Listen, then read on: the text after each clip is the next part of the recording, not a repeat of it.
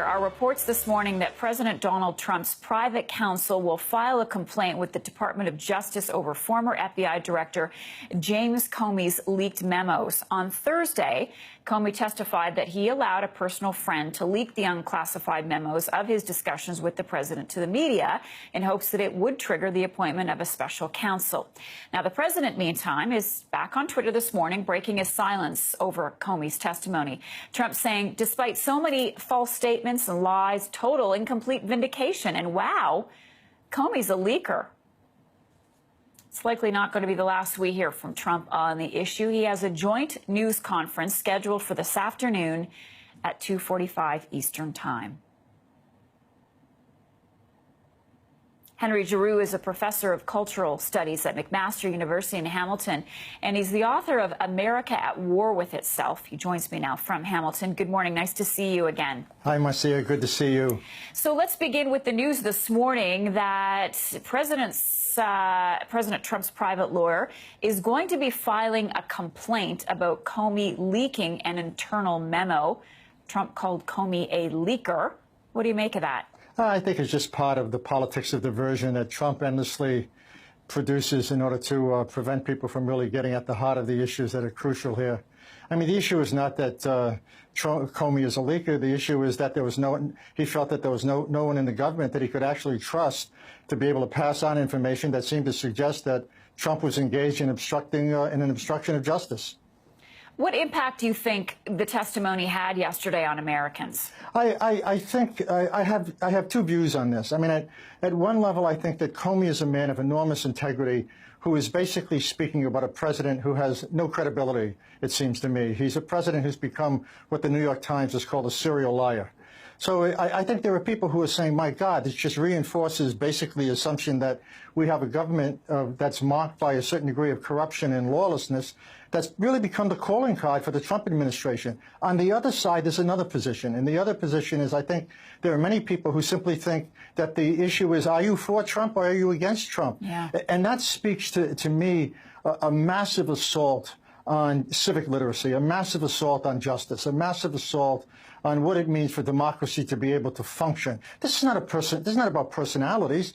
This is about whether the United States government is trying to turn the FBI into simply an arm of political power and tip the government itself into a form of authoritarianism in which we should all be quite alarmed over. So to that point, would you like to see Republicans step up? Because they're supporting Trump. We had House Speaker Paul Ryan yesterday almost apologizing for Donald Trump, saying, hey, he's a political neophyte. He's new to this job. He's just learning. The Republicans are embarrassing. I mean, they find themselves supporting a guy. They've created a Frankenstein monster, and they don't quite know how to deal with it except to believe that somehow they can use him to reproduce their really awful criminogenic policies.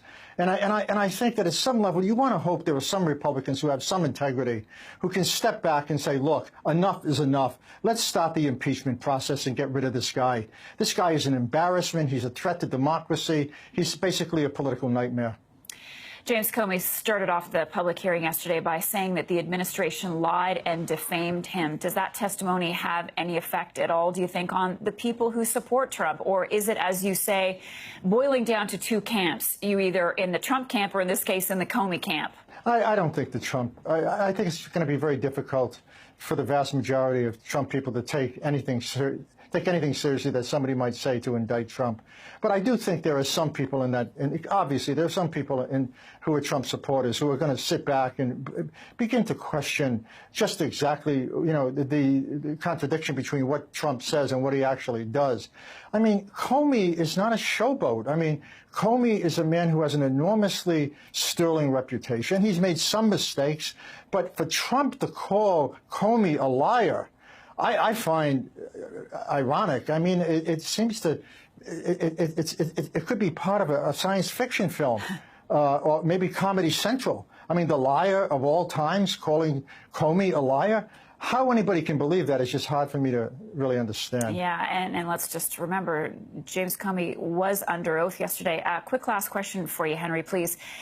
Where do you see this going? A lot of people who compare this to Watergate say we're just in the early stages of this. This is just the beginning. I think they're right. I mean, remember, Richard Nixon was impeached because he asked his chief of staff to basically stop an investigation by the FBI of Watergate. Already, we have an enormous amount of evidence coming, no less, from the former director of the FBI, claiming that the United States president tried to derail this inquiry. James Clapper, the former national intelligence chief, has said this is worse than Watergate. It will get worse. Henry Giroux, always great to have you with us. Henry is the author of America at War with Itself. Thanks for your time today. Oh, thank you.